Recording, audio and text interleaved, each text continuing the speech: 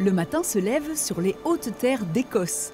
C'est au nord du pays, là où se racontent des légendes, que se tient vaillamment le château Balonne. Contre vents et marées, la bâtisse souffle cette année sa 433e bougie. Abandonné depuis le début du XVIIIe siècle, cet incroyable patrimoine a été sauvé des ruines par la famille Stewart il y a 30 ans. Mais déjà en 1590, la construction est moderne pour son temps. Les châteaux commencent à être de style Renaissance, car la reine Marie Stuart a grandi en France et elle a ramené en Écosse les traditions européennes de l'époque. Balonne devient une maison classique plutôt qu'un château fort médiéval.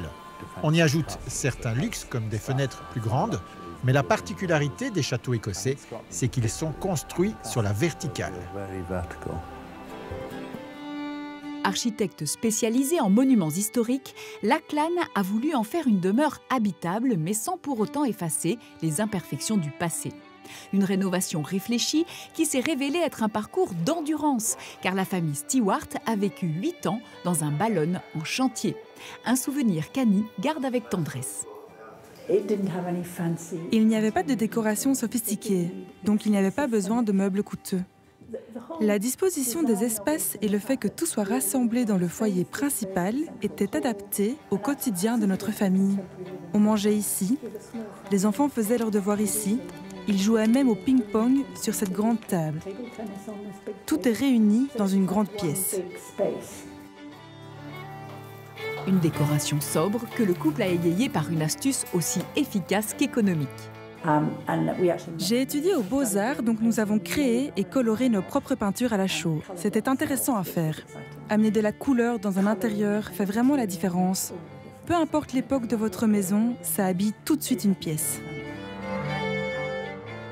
Les touches de couleurs poudrées sont rehaussées par des motifs et des textures mates. Une palette qui s'accorde à la lumière du Nord.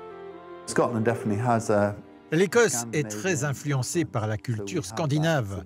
On partage cette quête pour le minimum, la modération, notre obsession pour les matériaux de qualité et leurs assemblages. Cette esthétique graphique est distribuée dans chaque coin du château, notamment via l'utilisation de motifs tartans qui identifient les célèbres kilts écossais.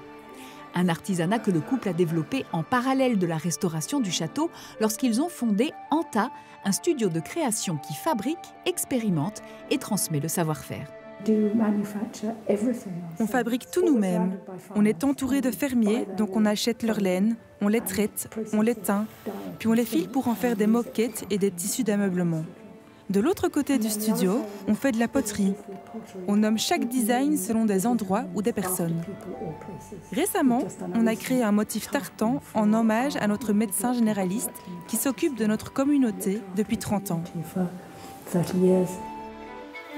En sublimant le passé de Château Balonne, Annie et Lachlan ont réussi à préserver une culture tournée vers son futur.